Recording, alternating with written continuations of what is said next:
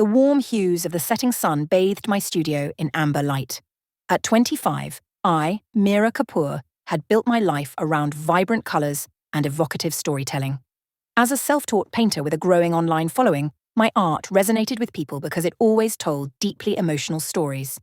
At the centre of my inspiration was Arav, my boyfriend of 3 years. Arav Malhotra was charming, confident, and a talented photographer.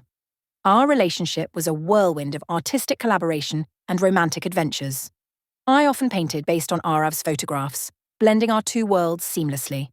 Together we became the talk of the local art scene in Delhi. Attending gallery openings and hosting workshops, life seemed perfect until my latest series, titled Shadows of Trust, turned into something entirely different, a public exposé of Arav's betrayal. It began innocently enough. I had left my laptop open when Arav's email pinged with a new message. Curiosity wasn't in my nature, but something about the subject line, "When can I see you again?" felt like a whisper I couldn't ignore. I hesitated before clicking. What I found unravelled my world. The emails were between Arav and a woman named Ria, a fellow artist, and my biggest rival. Ria's messages were bold and flirty, but Arav's responses were careful, almost strategic. He didn't outright deny their meetings, but deflected enough to keep the conversation ambiguous. Still, the undertone was unmistakable. My chest tightened as I skimmed through their exchanges. There were references to secret meetups, cryptic acknowledgements of their shared plans, and even a line that read, "Don't worry about Meera. She won't find out." Rather than confront Arav immediately, I channeled my emotions into my art. I painted late into the night, my brush slicing across the canvas like a blade through flesh. My first piece, Betrayal in Bloom, depicted a garden of roses with petals blackened by ash. At its centre was a faceless man surrounded by thorny vines. The series evolved as I uncovered more details. Arav's social media hinted at outings he'd claimed were work-related, but were suspiciously close to Ria's gallery events. My heartbreak intensified, but so did my determination. By the time I completed Shadows of Trust, the narrative was unmistakable. Every piece screamed of love, loss, and deception. When I unveiled the collection at my solo exhibition, the crowd's reaction was electric. Critics praised my vulnerability, and fans speculated about the real-life inspiration. Arav's response was swift and defensive. He stormed into my studio the next day, waving his phone with screenshots of online comments. "What is this supposed to mean, Meera?" he demanded. "You're making me look like a villain." "Maybe because you are," I replied coldly. Arav denied everything, accusing me of jumping to conclusions. He claimed Ria was manipulating the situation to sabotage our relationship. "She's been jealous of your success for years," he argued. "Don't you see? She's setting me up." I wanted to believe him, but the evidence felt insurmountable. Yet, a seed of doubt took root. Could Raya really be orchestrating this? Determined to find the truth, I decided to confront Raya directly.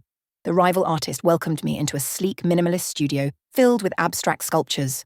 Raya was unapologetic. "Arav and I have history," she said with a sly smile.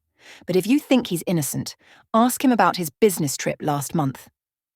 When I confronted Arav about the trip, his hesitation was all the confirmation I needed. But just as I was ready to walk away, Arav presented a bombshell of his own. A voice note from Raya, recorded without her knowledge. In it, Raya admitted to fabricating parts of their relationship to drive a wedge between Arav and me. The revelation left me reeling. Had I been too quick to judge Arav? Or was he simply deflecting blame with a convenient counter-narrative? The truth remained elusive, but I knew one thing for certain. My art had always been my sanctuary. I poured every ounce of my turmoil into my next project, a massive mural titled The Grey Between. The piece featured two figures intertwined, their faces obscured by smoke, while a shadowy third figure loomed in the background. When the mural was completed, I invited both Arav and Ria to view it. The tension in the room was palpable as they stood before the painting. I turned to Arav. "I need to know the truth, right here, right now." Arav's gaze flickered to Ria, who smirked but said nothing.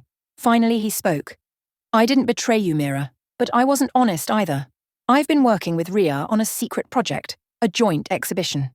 I wanted to surprise you, but things got complicated." My heart sank. The betrayal wasn't romantic, but professional.